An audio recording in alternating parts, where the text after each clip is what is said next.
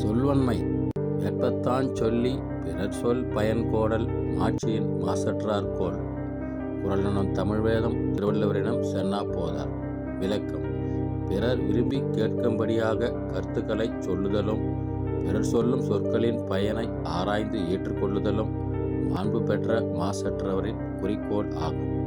இதை ஒரு வார்த்தையில் சுருக்கமாக சொல்ல வேண்டுமானால் சொல்வன்மையும் சொல்லும். இதோ அடுத்து வருகின்ற ஒளிப்பதிவில் சொல்வன்மை பற்றி ஒரு எடுத்துக்காட்டுடன் காண்பிக்கப்படுகிறது. நன்றி, வணக்கம். உலகத் தலைவர்கள் எல்லாரிடமும் ஒரு கேள்வியை கேட்டபோது அதுக்கு யாராலும் சரியாக பதில் சொல்ல முடியவில்லை, இந்தியாவில் உள்ள ஒருத்தரை தவிர. பிறந்த நாள் என்பதற்கு உண்மையான அர்த்தம் என்ன என்று உலகத் தலைவர்கள் எல்லாரிடமும் கேள்வி கேட்கிறது பிபிசி நிறுவனம். பிறந்த நாள் என்பது உன்னுடைய வயதை குறிக்கும். அது வருடத்தில் ஒரு முறை மட்டும்தான் வரும். பிறந்த நாள் என்றாலே சந்தோஷம்தான் ஞாபகம் வரும் என்று பல தலைவர்கள் அவர்களுடைய பதில்கள் சொன்னபோது, இந்தியாவில் இருந்து வந்த ஒரு தலைவரிடமும் அந்த கேள்வி கேட்கப்படுகிறது. அதற்கு அவர் சொன்ன பதிலை கேட்டு அசந்து போய் அந்த அரங்கமே எழுந்து நின்று கைதட்டியுள்ளது.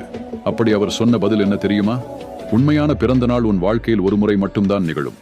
அன்று ஒரு நாள் மட்டும்தான் உன் அழுகுரலை கேட்டு ஒரு தாய் சிரிப்பாள். இப்படி ஒரு வார்த்தையை சொல்லி அரங்கத்தையே அசந்து போக வைத்துள்ளார் ஏபிஜே அப்துல் கலாம்.